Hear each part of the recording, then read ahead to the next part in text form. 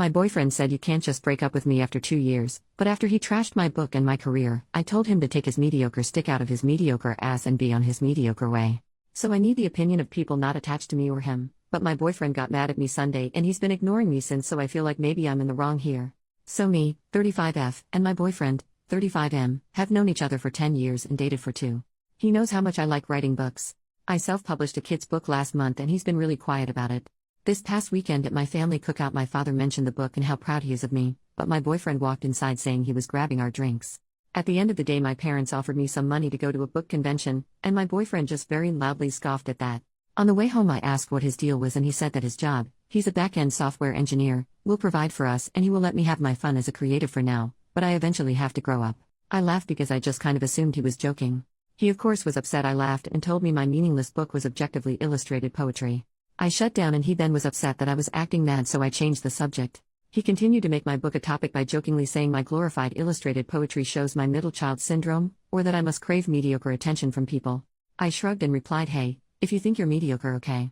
And moved on. He texted me the next morning saying I tore him down and was being a bully and he was kidding with me, and he hasn't at all responded to me since. I am away on a planned work trip and now I am overthinking it. Maybe, was I the jerk for making that joke?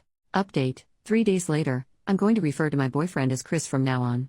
Hey y'all, I had to post this because what a time to be alive, but I broke up with Chris a few hours ago, boy howdy. He had ignored me for a full day and I hadn't reached out to him because I was honestly fed up with his attitude.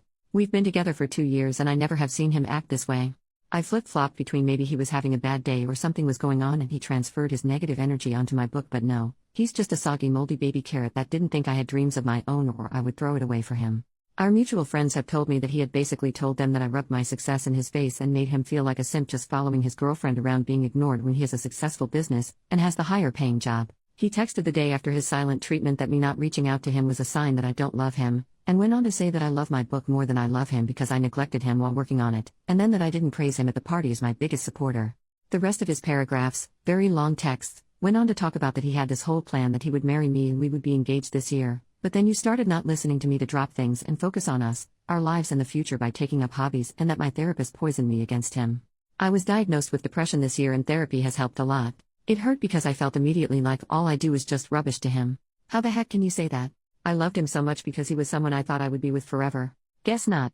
I got angry and was texting him to ask, what makes you think I don't love you? I'd do anything for you. And just as I hit send, his new message popped up and it said, you wrote your book and you got your party. I assume now that I can finally have my girlfriend back, we can have a talk. I don't think you understand how I want our marriage to be, so I want to make things clear. But then he responded to my message, are you kidding me? If you're not going to prioritize me over a book no one but you cares about, why am I even staying with you? I can go find a woman who supports her man and wants his career and dreams to be successful. So I said alright, go find her. We clearly don't work. Best of luck. Him, wait, are you breaking up with me? Me, what do you want me to do? You've made it clear I am not what you want anymore. Him, you can't just break up with me. Me, Chris, please. Him, you can't just make that decision for me. You can't break us up like this. It's been 2 years. Me, 2 years in which one thing I wanted to do, one thing I was proud to have done, and you needed to shit on it. You've been so sour about it and I don't get it. So get your better woman. Him, but you can't just break up with me. We have to talk. He calls. I decline. Him, pick up. You are being ridiculous. He shows up at my door and the second I opened it trying to push in, but I hadn't left the chain lock on. He was screaming at me. He said I can't break up with him. It's been 2 years. How do I think it will go for me to try dating again after passing the expiration date for children? That's when I asked him to leave or I would call the police.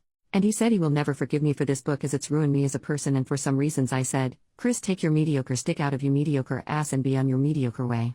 And then I called my parents to tell them what happened. My mom is over now plying me with a mixed drink and she's been making fun of the repeated, you can't break up with me, line as he said many times in text and bunch in person.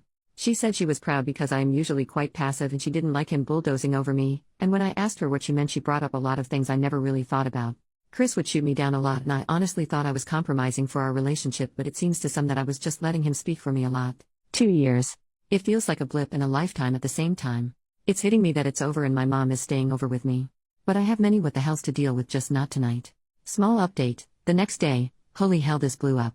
I am usually a Reddit lurker on anonymous mode, so I was overwhelmed in the best way to see all this live and support. It made me cry. Good years, I promise. I cried most of my bitter ones a bit last night on my mom's shoulder. She was right, I don't miss him but the version of him I thought he was. And so I choose to look forward. Mom and I stayed up and read comments together. She's not a Reddit gal but loved all your messages and says she's happy to be the Reddit mom lol. Mom made breakfast this morning and we were eating when there was knock at the door. My mom held a hand up to halt me and got up herself to go to the door and ask who it was. Then I heard her say you have 15 seconds to leave or you're going to be made to leave. I got up to see mom shouting through the still locked door peeking through my peephole. There was someone on the other side talking back to her but she just kept steadily counting down. By the time she got to 6, she had put her shoes on and was holding my broom. I'm not stupid, I knew it was him even then but then my phone went off, and I didn't reply. It was him again. He left flowers and an apology card, along with a stuffed owlbear. Mom asked me if I wanted to read the card and I said I did. It basically was a long-winded apology admitting he was being a jerk but work has him stressed and he underappreciated me in general and it all came out in a nasty way. He's so sorry. He should have given me space and respected me more and will never do it again. He didn't sleep last night feeling so much regret over what he did and will do better. To please call. That he misses me and let's not throw away 2 good years of foundation away over a stupid fight. I handed it to my mother who read it, snorting and chuckling yeah I bet to herself and then stood up and went to the kitchen returning with a trash bag and my cell phone. What's the play, coach? She asked and just to freak her out I took the phone and pretend to call the pizza shop. Yes Domino's, we need a pizza, yes, I'm breaking up with my ex and we need to toss his shit out. All that to say it's now evening?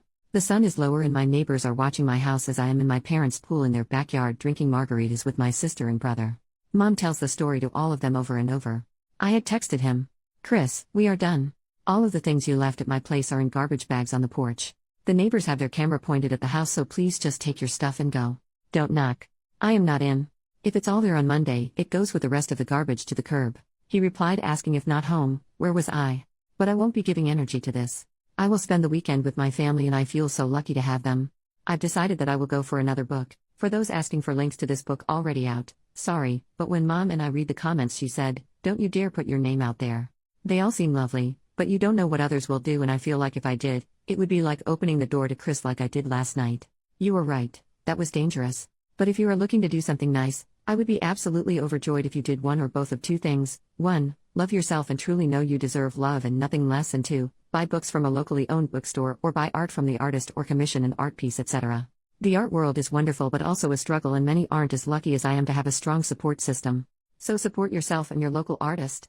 Thank you all. Another edit. Sorry there were a lot of same questions in the comments. 1. Yes, we were an interracial couple. I am Black, Indigenous, and Middle Eastern. And he is Irish and French decent. 2. No, I do not want children. The moment I am eligible I will be getting that baby store shut down medically. I would adopt possibly someday but I would not and should not be pregnant. 3. Chris and I were friends before we started dating so I thought I knew him and his family well. 4. Mom has always been cordial with him even if she didn't care for him. She did the whole mama thing of hugging him, feeding him etc. 5. Yes Mom will adopt you, she says she sends her heart to you and every hug you deserve and more. 6. Dad didn't come over because and I quote, you wouldn't have wanted me in a space that boy would also be in given what happened so he stayed the course of his trip he was on. 7. I intend to be an author whether it be full-time or part-time. Oddly enough my book sales are skyrocketing a lot online. Second update, 2.5 months later, hiya. Forgot about my post entirely then my friend group chat blew up the other day that my post was read on TikTok and I was like man I forgot to update that. A couple months ago I posted about my ex Chris. It's a bit of a trip to Mordor to explain so you're free to read the old posts but essentially I broke up with him because when I achieved a childhood dream of publishing a book for kids, instead of being a supportive partner he chose option B, being a butthurt needleless porcupine. Ineffective sure, but damn sure he's not. Anyway I posted about 2 or so months ago. To answer a couple questions about it all, yes I published using a popular site, no I can't share the title without outing my real name, and yes I did promote it at local conventions. You guys my book sold a bunch. Like last month I made $500 and this past month I made $700 bunch. Like local booksellers have started selling it and I was featured on a couple websites, TikToks and the like bunch. I will be a speaker at a local to my country book event bunch. A bunch. I have been over the ever-loving freaking moon about it. But of course while all this was happening, my breakup with Chris was also happening. My brother Kate and my sister Lena were up with me at our parents' for the weekend and we ended up making a week of it. Lena is in school and her classes were virtual that week for some reason. She explained it twice but one time I was drunk and the other high so I don't remember, and Kate works for himself and had his laptop, and I had the week off anyway anticipating the breakup to suck raw eggs so my poor empty nest parents had all 3 of their rowdy, loud, rambunctious, crazy, and oftentimes chaotic grown-ass children in their home. I say that laughing a bit because to be honest they freaking loved it. Dad was beaming every single day. He would come into the guest rooms with coffee in the mornings to wake us up because he cooked breakfast every freaking day. And my mom would sit with us at night drinking and laughing. We played all my childhood games like Sorry and Monopoly, and we taught our parents some new ones like One Night Ultimate Werewolf, Sushi Go, and Exploding Kittens. The last of the nights we all were drunk as shit and we played Cards Against Humanity. My siblings and I played Truth or Drink damn near every night. It was the retreat I needed to sort of check out from my real life, but sadly, it didn't last forever. Dad took me home at the end of that next weekend. He wasn't about to let me be in the house unprotected, so my brother offered to stay a week at mine as well. Dad and brother checked the whole property before even letting me leave the car. Dad snapped his fingers and said I half wanted him to be stupid enough to be here before leaving. I did note that the house looked a bit different than I remembered leaving it, but it was small stuff. Like a cup in the sink when I swore Mom had done the dishes when we left, or the blanket being over the loves eat rather than my recliner, but the real red flag my dumbass ignored is oh well, was that my bed was made. I do not ever make the bed. I just don't. Chris was military, so he does it every freaking day. I should have put the pieces together then, but I didn't. Bro and I stayed up all night playing on my PS5 until about 2 a.m. when a key was clearly heard unlocking my front door. In walks Chris. Hammered. And I mean hammered. Like so drunk it's a freaking miracle he didn't crash when he drove. Yes, drove over here. He saw me and just slurred something about finally I came home and he had been waiting. He didn't make a lot of sense, to be honest, and Cade was quick about starting to handle things. He told me to call Dad, which I did, then started to talk to Chris. Hey dude, you need to leave sort of stuff, and Chris was belligerent. Dad's phone went to voicemail, so I texted the family group chat that Chris was here, drunk, and then I started to video. Chris, when he gets this drunk, gets to be a lot and then will simply not remember a damn thing and deny ever doing anything, so this was a go-to for me. Cade is telling him to leave. Chris full-handed pushes Cade in the chest, telling him this is between me and him, and Cade is the one who needs to leave. Cade then says OP wants you out. So get out. To which my ex laughs and says screw what she wants. I don't care. Screw her. She's a BTCH. I then tell him I am calling the police and begin to do so, and this man swings on my brother. Cade was in the Marines. You wouldn't know by looking at him. He's about as lanky as they come. His military nickname is even Beansprout, but he is a solid fighter. He did boxing and kickboxing. So he moved out the way quickly. The problem with swinging on a guy like Cade when you're a drunk guy like Chris is, there's little chance you can hurt said guy. Chris swing, missed, and stumbled, falling into my coffee table head first. I ran to help him because it looked like a bad fall, and I may not love him anymore, but I don't hate anyone enough not to simply care if they are hurt or hurting. He was fine enough to grab my hair and yank me down. The rest is sort of a blurry recollection of what I was told happened mashup. So I go down. He yanked my hair hard enough for the fall to hurt a lot. Whether he did that maliciously or oh crap I am falling grab something is debatable, but I registered that I was now physically in danger. Being the first daughter born to a Marine and retired soldier of the Army and having an older brother in the Marines, bet your ass I learned self-defense. I'm not athletic by any means and honestly look laughable in a fight, but BTCH can swing. So I punched. I miss his stomach and hit the tender bits. He's screaming and calling me every word he can, and the N-word flies out his mouth even at one point, but he is down and too drunk to recover and get up. My mom arrives before the police. Look, my mom is the best and the sweetest, but in that moment she had murder on the mind, and it really showed. She came in and saw what happened. He kissed my brother on the forehead and said good job, but Kate said it was my blow that took him down, and then Mom hugged me and kissed my forehead. She asked us both if we are okay, and we were. She then asked if Chris was okay, and we explained. She checked him to make sure he was breathing and didn't need immediate help, but he was out like a light. The cops came and took him into custody, but then turned around and asked me if I was abusive towards him. Do you often punch him, hit him, or hurt him? And did you start the altercation? And things like that.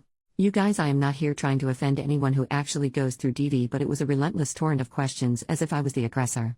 I was questioned separate from Mom and Cade, and I myself am not a very forceful person. I have to admit, I was flustered. I said something like I punched him because he pulled my hair, and they turned it on me like, so you assaulted him for touching you. It was like that. It's all over, and they take him only to release him that next evening. How do I know? Because he called me from jail to ask I pick him up. His parents are out of town, so he begged and begged. I was dumbfounded because hey, there's a legal issue here now because you attacked me. He said he doesn't even remember. There are 0 charges against him. That's right, 0. Dad was furious. Mom took us back up to theirs to be safe, and he called the police about this. He was arrested for a drunken disorderly or something, but that's been dropped. Dad asked, and assaulting a petite young woman? And they said they have no record or me saying I was pressing charges. So my dad handed me the phone and we pressed charges. Assault. Trespassing. Assault on brother. And they said I had to come in. So we did. The whole process was soul-sucking, and the intake officer kept making it seem like we were just the most Karen of Karens to ever Karen. The way I had to explain myself over and over was dehumanizing. I hated every second. Dad took us to dinner after with Mom and sister, and they all asked if I was okay, and I expressed how I felt. Dad was quiet and then said, unfortunately it's like that, and as a young woman of color, I will face it a lot. Chris's family isn't rich. They are well off though, and they also have many members in law enforcement. But Dad told me not to worry. He already hired someone to handle this BS. He gave me the option of either moving in with them temporarily or him, mom, and bro taking turns staying with me at my house. I chose the easier path and packed the essentials and have been up at my parents'. I am writing this on my phone with the family dog, Spock, at my feet. I love my family, but staying with them is smothering. Sister had to go to get ready for the new semester, but brother has been up there with us, plus mom and dad and my other mom, my brother's bio mother, we are all very close, has been staying over as well. They are all hovering and doting and protective, and by all things holy, I feel almost infantilized. Don't get me wrong, I know how lucky I am. I have so many people who love me, who want to take care of and protect me, but Jesus, someone unalive me, lol. They arrested Chris again, but the court date was moved, so it's now next week. I guess I will update then. Final update, 1.5 months later, sorry for not updating sooner. I'm still trying to settle back in with my parents. Chris is out on bail, his parents hired some big bad lawyer. Court took forever. I will skip over most of the BS, but it was a lot of sworn statements, reports, going through old texts, the works. My attorney finally was able to piece together proof of Chris slowly growing emotionally, then physically abusive. While I tried to record him getting physical with us, my camera skills aren't great, so I hadn't gotten much on camera, especially after he grabbed me. But his texts, the audio from the attack, the fact that he refused to leave and physically hurt me made the case domestic violence. By the rules, the court has in place a protective order, so he isn't legally permitted near me anymore or to contact me in any way. That said, if they charge him in the end, he could serve time, but not much, or, what my attorney says he is trying to do, he can push for court-mandated counseling and a fine.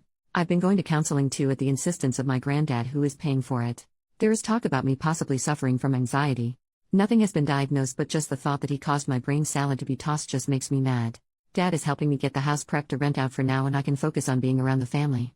Mom is excited to have me around for the holidays, as I do enjoy cooking and helping with hosting. So I guess that's it. I don't think I will make a whole post when Chris gets whatever outcome the court decides. I may just add it here.